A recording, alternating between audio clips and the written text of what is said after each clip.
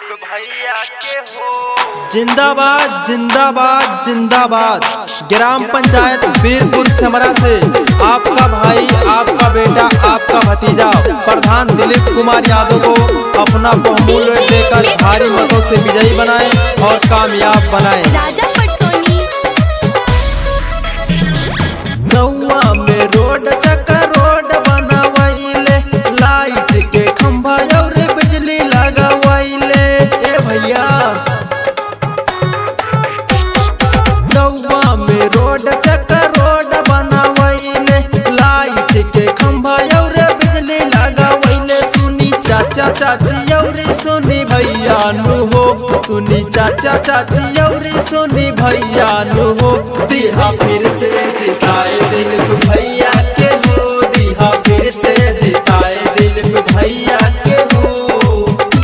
वादा नहीं हो काम के हैं, काम के साथ विकास के हैं। आपका करीबी दोस्त, आपका बेटा, आपका भाई प्रधान दिलीप कुमार यादव को अपना बहुमूल्य वोट देकर भारी मतों से विजयी बना और कामयाब बनाए। ठीक है नो। शौचालय फ्री, राशन पुल बनावैले, आवास घर और सोलर लगावैले। शौचालय फ्री, राशन पुल बनावैले, आवास घर और सोलर लगावैले। सुना भाभी बहनी और सुनी भैया नु हो, सुना भाभी बहनी और सुनी भैया नु हो। दिहा फिर से जिताए दिलीप भैया के हो, दिहा फिर से जिताए दिलीप भैया के हो। वोटवा जरूर दिया भाई लोग, भूलैया मत। जी हाँ, दिन हो या रात मिला के चलेंगे हाथ से हाथ। जी हाँ, दिन हो या रात मिला के चलेंगे हाथ से हाथ।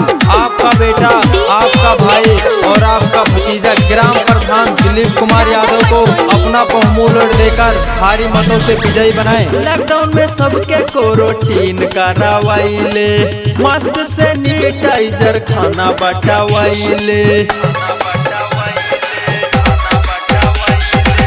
लॉकडाउन में सबके क्वारंटीन करावैले, मास्क सैनिटाइजर खाना बटावैले। सुना दादा दादी और सुनी भैया नु हो, सुनी दादा दादी और सुनी भैया नु हो।